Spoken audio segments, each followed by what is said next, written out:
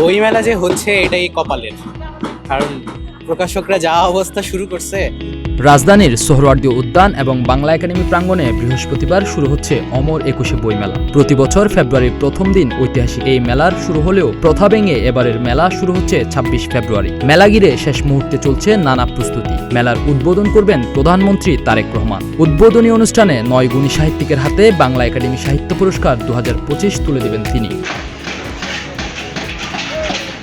নির্বাচন ঘিরে নানা অনিশ্চয়তার পর দেরিতে হলেও অবশেষে শুরু হচ্ছে বইমেলা। তবে তাতেও মেলা শুরু হওয়ায় খুশি লেখক প্রকাশকরা। যারা বই প্রেমিক তারা সম্পূর্ণভাবেই বই প্রেমিক থাকে এবং তারা সবসময় বইমেলা আসে।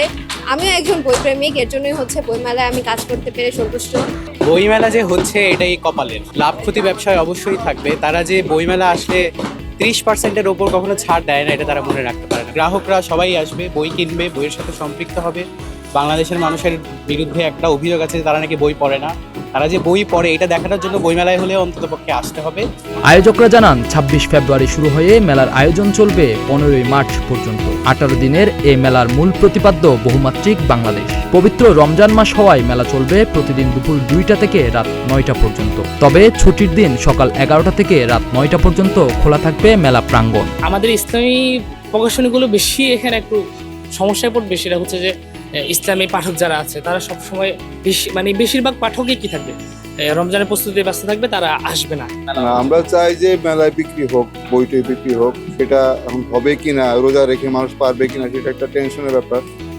আর প্রত্যেকবার যেভাবে হয় যে একটা মেলার দিকে একটা মানুষের কনসেন্ট্রেশন থাকে, এবার তো রোজার দিকে সব কনসেন্ট্রেশন থাকবে। এবারের বইমেলায় অংশ নিচ্ছে মোট ৫৪৯টি প্রকাশনা প্রতিষ্ঠান। এর মধ্যে বাংলা একাডেমি প্রাঙ্গণে থাকছে ৮১টি এবং সোহরাওয়ার্দী উদ্যানে থাকছে বাকি ৪৬৮টি প্রতিষ্ঠান। মেলায় মোট ইউনিট থাকছে ১০১৮টি। পাশাপাশি শিশু চত্বরে অংশ নিচ্ছে ৬৩টি প্রতিষ্ঠান, ইউনিট থাকছে ১৬০টি। প্রতিদিন বিকেল ৩টা থেকে ৪টা পর্যন্ত বইমেলার মূল মঞ্চে অনুষ্ঠিত হবে বিষয়ভিত্তিক সেমিনার, আর বিকেল ৪টা থেকে ৫টা পর্যন্ত থাকবে সাংস্কৃতিক অনুষ্ঠান। ছুটির দিন শুক্রবার ও শনিবার সকাল ১১টা থেকে বেলা ১টা পর্যন্ত থাকবে শিশু প্রহর। এই বইমেলাকে সফল করার জন্য, সার্থক করার জন্য, যেভাবে বইমেলা সার্থক হয় প্রধানত দর্শক, ক্রেতা, পাঠক, লেখক তাদের উপস্থিতিতে, সেটার জন্য খুবই ভালো ভূমিকা পালন করতে পারে। ফলে আপনাদেরকে আমি এই ব্যাপারে আমাদের সহযোগিতা করার জন্য আহ্বান জানাই। আগামী ২৬শে ফেব্রুয়ারি ২০২৬ দুপুর ২টায় প্রধান অতিথি হিসাবে উপস্থিত থেকে বইমেলা উদ্বোধন করবেন গণপ্রজাতন্ত্রী বাংলাদেশ সরকারের মাননীয় প্রধানমন্ত্রী জনাব তারেক রহমান এমপি। জ্ঞানভিত্তিক, মানবিক ও অন্তর্ভুক্তিমূলক গণতান্ত্রিক বাংলাদেশ বিনির্মাণে বই এবং বইমেলা সহায়ক।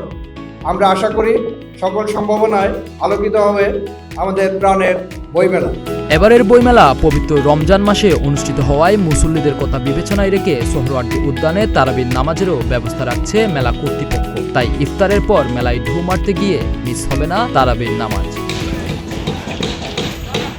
সব প্রস্তুতি শেষে এখন অপেক্ষা শুধু উদ্বোধন।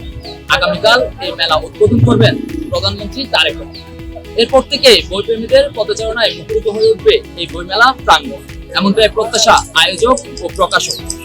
আজহার মাহমুদ, প্রতিদিনের বাংলাদেশ, ঢাকা।